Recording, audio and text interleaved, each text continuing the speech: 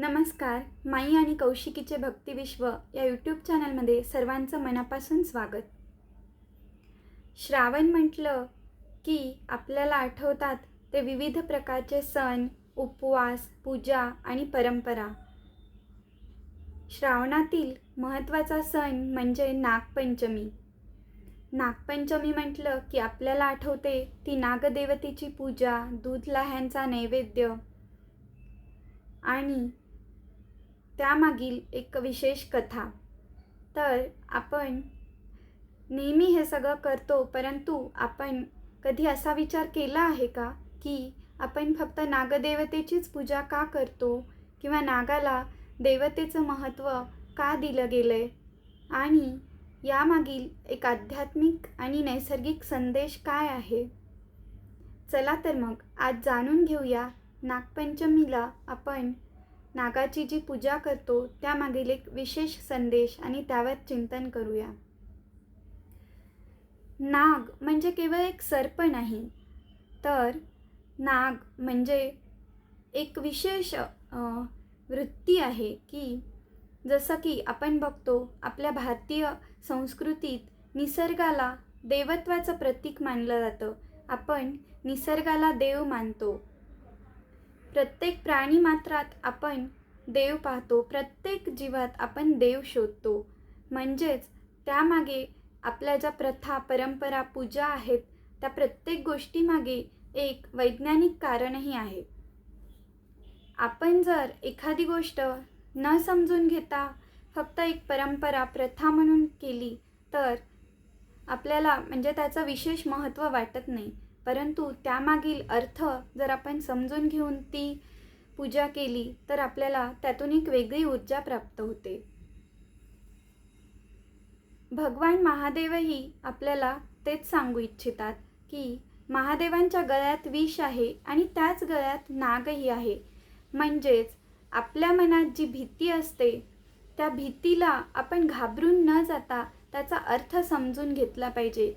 कारण प्रत्येक भीती ही आपल्याला घाबरवण्यासाठी नाही, तर आपल्याला ती काहीतरी शिकवण्यासाठी येते.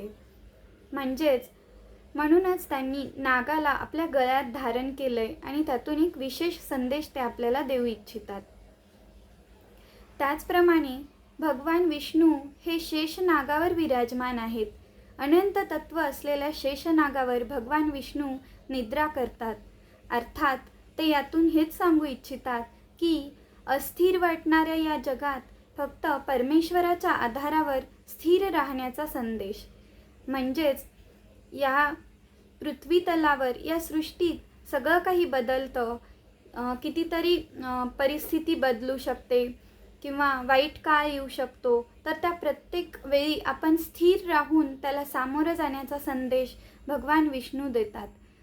तर आपण यात बघितलं की प्रत्येक देवतांसोबत नागाचा हा संदर्भ आहे. म्हणजेच त्या गोष्टीत नागाला देवतेचंच रूप दिलं गेलेलं आहे.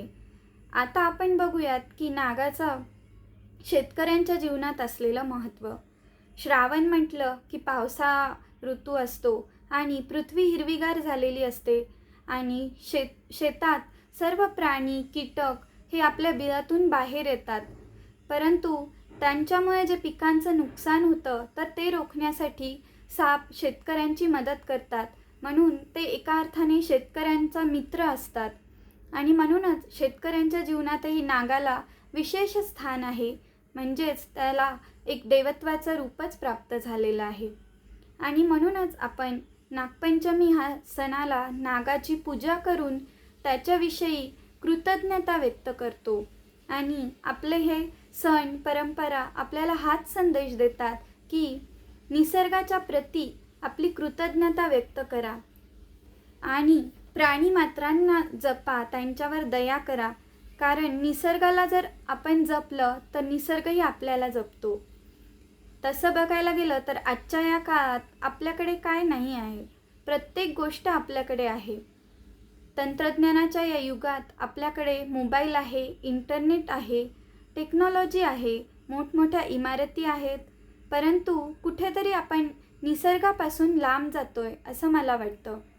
कारण आपण जो श्वास घेतो, रोजचं जे अन्न खातो ते देखील निसर्गाचीच देणगी आहे असं मला वाटतं.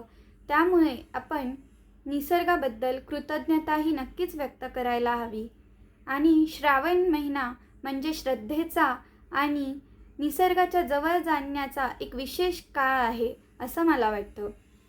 कारण आपल्या संस्कृतीत ह्या विविध सण परंपरा ज्या आहेत त्या प्रत्येक गोष्टीत निसर्गाला आपण देवत्वाचं स्थान दिलं आहे. जसं आपण झाडांना देव मानतो, नद्यांना माता मानतो, पर्वतांना देवत्वाचं महत्त्व देतो, तसेच नागदेवतेची पूजा करतो. म्हणजे कुठेतरी आपण या सगळ्यांप्रती एक कृतज्ञता व्यक्त करतो. त्याचप्रमाणे नागपंचमी हा नागांप्रती कृतज्ञता व्यक्त करण्याचा दिवस. तर अशा या नागपंचमीच्या निमित्ताने उद्या नागपंचमी असल्याने आपण नागदेवतेला हीच प्रार्थना करूया की हे नागदेवता आमच्या घरी सुख समृद्धी नांदू दे, आमच्या मनातील नकारात्मक विचार दूर करून आम्हाला सकारात्मकतेकडे वळायला मदत कर, तसेच आम्हाला श्रद्धेच्या आणि भक्तीच्या मार्गावर चालायला शिकव.